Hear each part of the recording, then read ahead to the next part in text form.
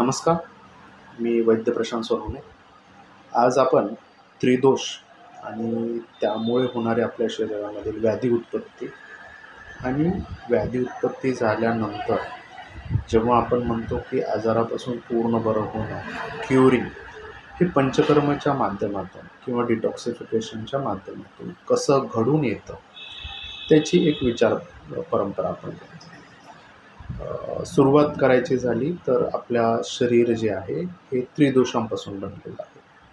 सगळ्यांनाच माहिती आहे की वात, पित्त, कफ हे 3 दोष आयुर्वेदामध्ये सांगितलेले आहेत आणि ह्या 3 दोषांच्या बॅलन्समधूनच आपल्या शरीरामध्ये सगळ्याच गोष्टींचा बॅलन्स हा मेंटेन केला जातो. जर काही तिन्ही दोष त्यांच्या स्थानामध्ये व्यवस्थित आहेत, त्यांच्यामध्ये कोणतीही दुष्टी झालेली नाही आहे किंवा वाढ आणि कमी नाही झालेली आहे, तर तुमचे शरीर हे नेहमीच निरोगी राहणार. पण जर का या दोषांमध्ये कुठेही काही कमतरता किंवा काही वाढीव अशा पद्धतीचे चेंजेस दिसून आले किंवा त्यांच्या क्वालिटीजमध्ये सुद्धा, जसं की प्रत्येक दोषाच्या काही क्वालिटीज, काही प्रॉपर्टीज सांगण्यात आलेल्या आहेत, त्या जर का बदलल्या तर नक्कीच तुमच्या शरीरामध्ये त्या दोष वाढून आजार निर्मिती करतात.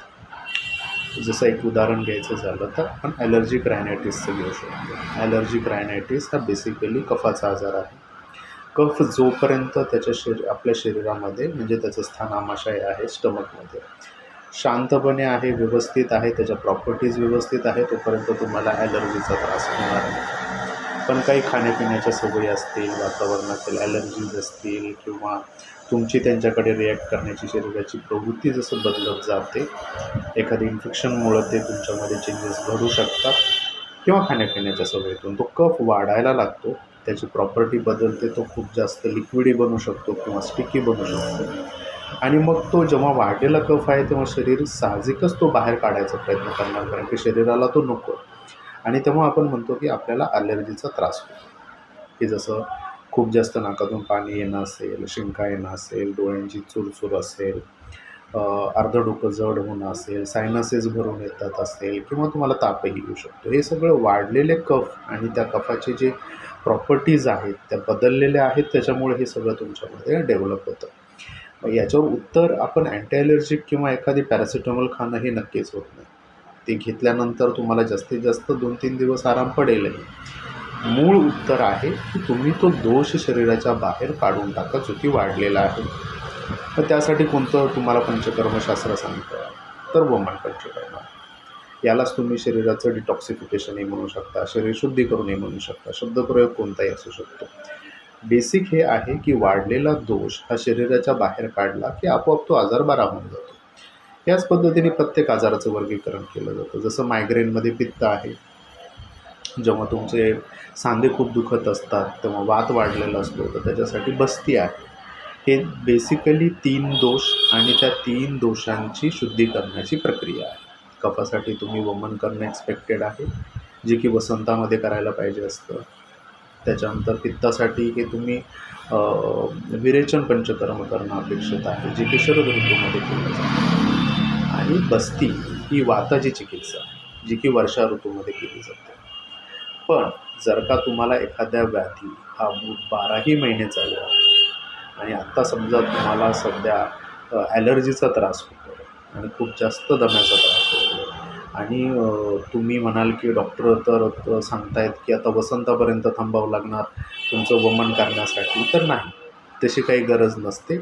जर तुमच्या शरीरातील तो दोष वाढलेला असेल आणि तुमची अवस्था असेल चांगली, तर तुम्ही वमन आत्ता पण करू शकता.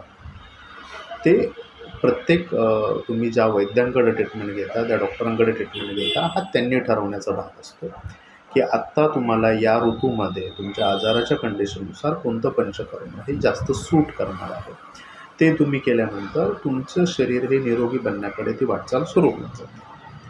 अशा पद्धतीने जर का तुम्ही प्रत्येक व्याधीचा विचार करायला चालू केला की आपल्याला कोणता आजार होतो आहे आणि मला कोणतं पंचकर्म करणं आवश्यक आहे, तर नक्कीच तुमचे कोणताही आजार हा जुनाट आजाराकडे जाणार नाही आणि त्याचे फर्दर कॉम्प्लिकेशन शरीरामध्ये, जेव्हा व्याधी खूप दिवस शरीरात राहतो तर ऑब्व्हियसली तो एक आजार घेऊन नाही राहत, तो मल्टिपल आजार क्रिएट करत जातो, तर तिकडे नाही होणार. तर तुम्ही सगळ्यांनीच या गोष्टीचा नीट विचार करणं गरजेचं आहे की आपल्याला जर निरोगी राहायचं असेल तर आपण वर्षातून एक तरी आपल्या अवस्थेनुसार, आजारानुसार, वयानुसार पंचकर्म करणं हे अत्यावश्यक आहे. जेणेकरून हे वाढत्या धावपळीच्या जगामध्ये आणि आहारामध्ये जिथे आपली क्वालिटी व्यवस्थित नाही आणि क्रॉनिक डिसीजेस हे कंटिन्यू वाढत आहेत, तर अशा ठिकाणी पंचकर्म हे आपल्या सगळ्यांसाठीच लाईफ सेविंग म्हणून आहे. तर याचा विचार करा आणि काही शंका असेल तर आमच्याशी संपर्क साधा. धन्यवाद.